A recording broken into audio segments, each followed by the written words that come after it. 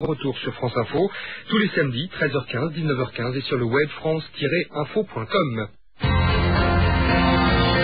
13h24, France Info Express. C'est un immense soulagement en Italie. La journaliste Giuliana Sgrena est arrivée à Rome un peu avant 11h. Elle est apparue fatiguée, soutenue à sa descente d'avion par son frère et son compagnon.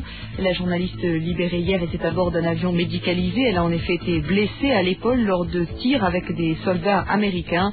Rappelons qu'un agent secret italien a été tué lors de cette échauffourée. Serge Judill, le patron de Libé, salue la libération de Giuliana Sgrena et parle de bon augure pour Florence Onna et son Guy Hussein-Hanoun, retenu depuis exactement 2 mois. Le père de Florence Onna parle également d'un immense espoir. Le président syrien doit s'adresser en fin d'après-midi au Parlement. Bachar al-Assad devrait annoncer un repli des troupes syriennes du Liban.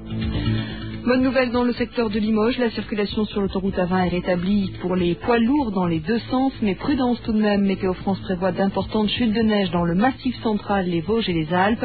Plusieurs départements du sud-ouest pourraient également être touchés, notamment l'Ariège, l'Aveyron, la Dordogne, le Lot, les Hautes-Pyrénées et le Tarn-et-Garonne.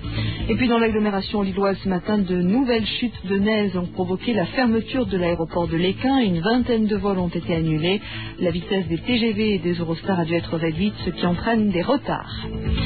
Des milliers de personnes sont attendues à Guéret cet après-midi pour une grande manifestation pour la défense des services publics. Les manifestants veulent dénoncer la disparition progressive de bureaux de poste, d'écoles, de trésoreries ou d'hôpitaux en milieu rural. Tout reste à faire en tennis au premier tour de la Coupe Davis. La France et la Suède sont à égalité, 1 point partout après les 2 premiers simples d'hier. À suivre le double cet après-midi. Il débute à 14h15.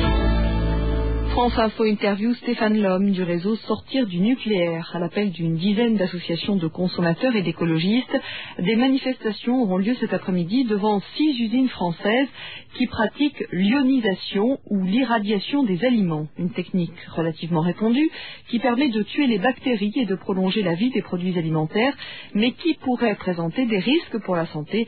C'est en tout cas l'avis des associations qui appellent à manifester.